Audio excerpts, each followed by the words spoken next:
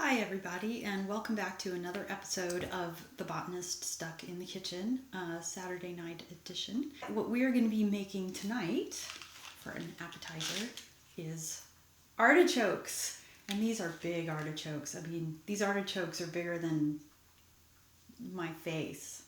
They're really large.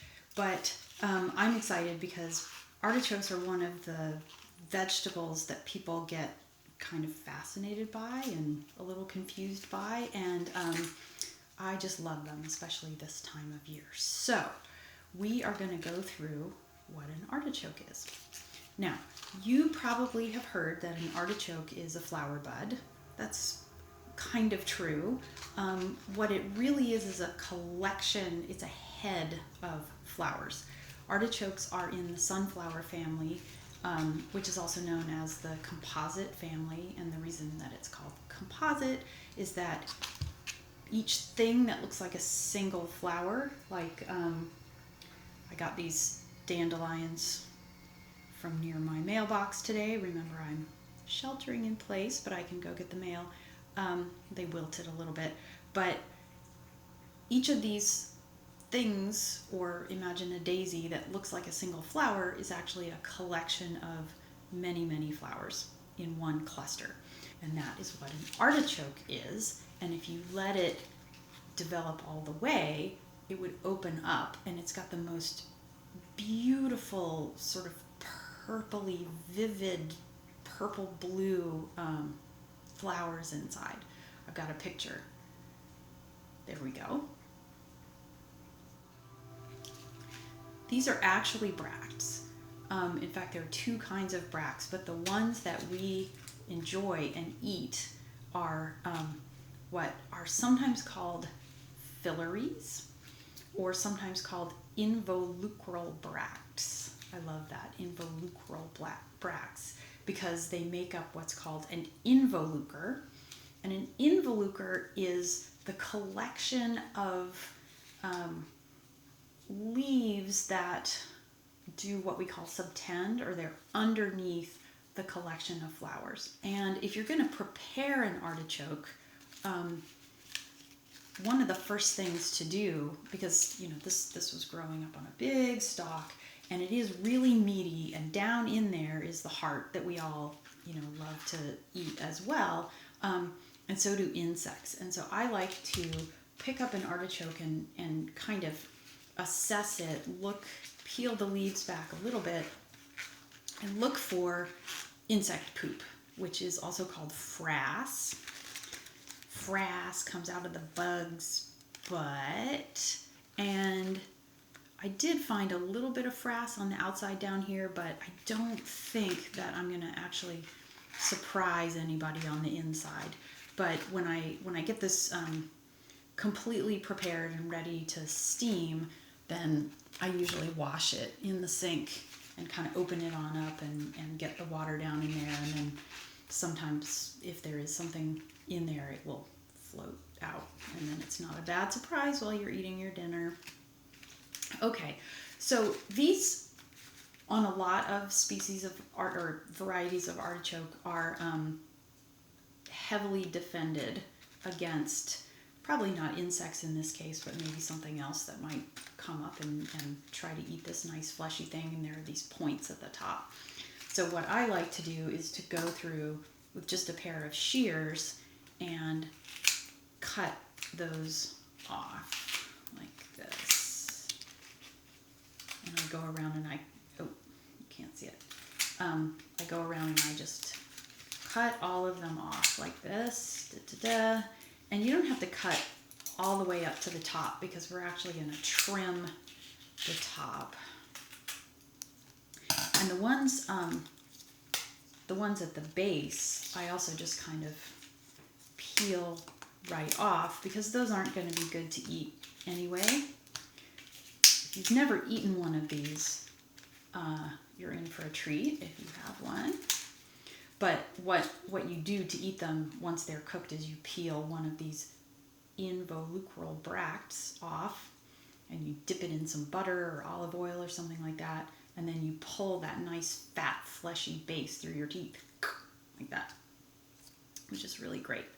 So these ones that are down here that are too small that probably you wouldn't be eating anyway, I just kind of pull off. I also like to just cut the base off real flat.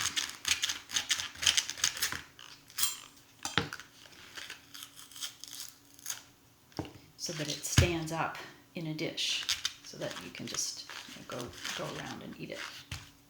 Now it's interesting when you cut this off, the stem, you can see a lot of vascular tissue in there. And again, we talked about veins when we were looking at asparagus, and I told you that because asparagus is a monocot, the veins are kind of scattered throughout.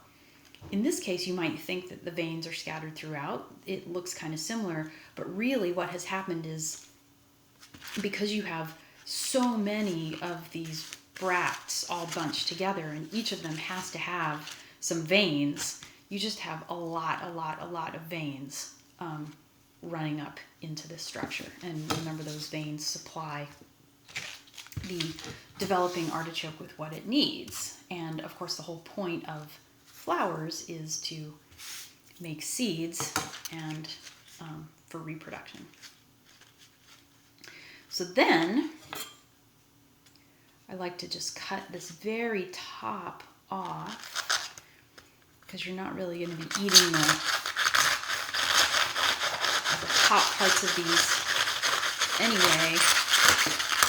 And I usually do a terrible job and get it all uneven, but I actually did an okay job this time. And it helps us, ow, that kind of hurts. It helps us look down in there. Trim a few more of these off just so I don't get a splinter in my thumb, since nobody can go to the hospital now. And you can see that as you get deeper and deeper into the middle, these things are more tender and more pale because they haven't been exposed to the sun, and you kind of need to be exposed to the sun to make the chlorophyll that makes everything green. And I'm going to see if I can get all the way down in there. Probably not, to show you the heart. But it looks pretty cool when you start opening those things up a little bit. And that's what, it's at this stage where I like to kind of watch it. Now, I do have some pictures that I'm gonna put in here, and so I'm gonna be able to kind of walk you through what you would see. So once you've steamed these for long enough time for them to be all nice and tender, then you would eat them, as I said, by pulling the leaf off and pulling that base through your teeth. Then you eventually get down to the very, very middle, and usually if you haven't pulled these apart, there's kind of like a little tender cone. You can pull that off, and then you're left with more or less a kind of dish with a bunch of hair sticking up out of it. It looks like hair. It's not really hair. That's the choke. It's really, really fuzzy. And those are immature flowers. And the choky bits consist of some more bracts, each one associated with one of the flowers in there. It's called a receptacular bract. I love that, receptacular bract.